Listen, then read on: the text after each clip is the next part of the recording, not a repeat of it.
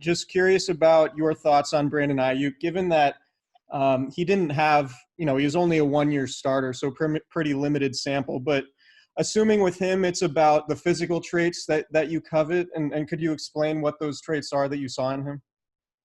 Yeah, when I start with receivers, I really don't know much of their history. I don't know much of their stats.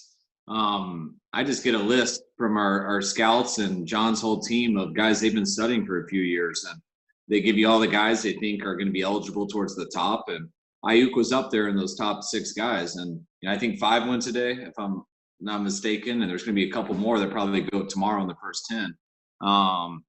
So there's a good group, but when I just watching them all and not knowing where they're going to go at all, I loved Ayuk, and the first time, not knowing anything about him, I don't know a lot about college football until I get into these guys, and to see him just, they didn't do everything in their offense, but he has on tape that he can run every single route, and he can do it outside the numbers and he can do it inside the numbers, and he has a certain skill set where I think it's similar to Dante's in terms of you want to just peg him at one position. He can do all 3. He can play the X, he can play the Z, he can play the F. He's got the speed to get on top. He's got the quickness to play in the slot. He's got the toughness to go over the middle. And the guy is just completely committed to me into being as good as God ever intended him to be. And I know he only has a real stats on 1 year. He went to junior college. He had N'Keal Harry there last year.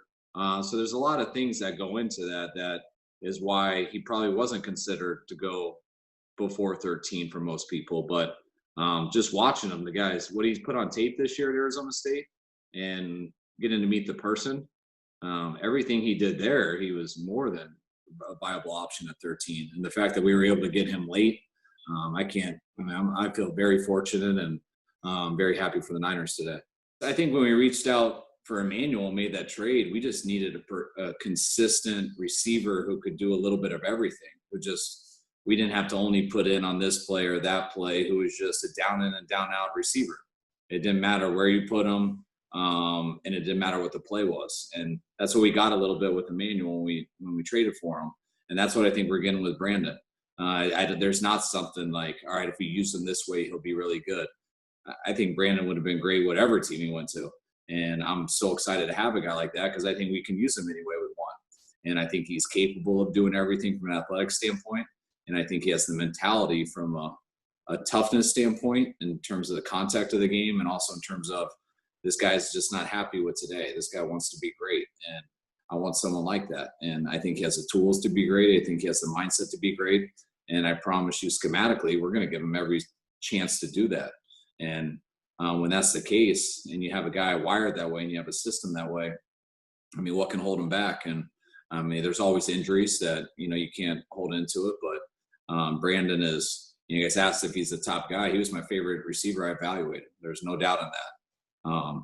CeeDee Lamb was a hell of a player and can make a lot of plays. And so, I always keep it pretty real with you guys. And so that was a guy who was competition with him.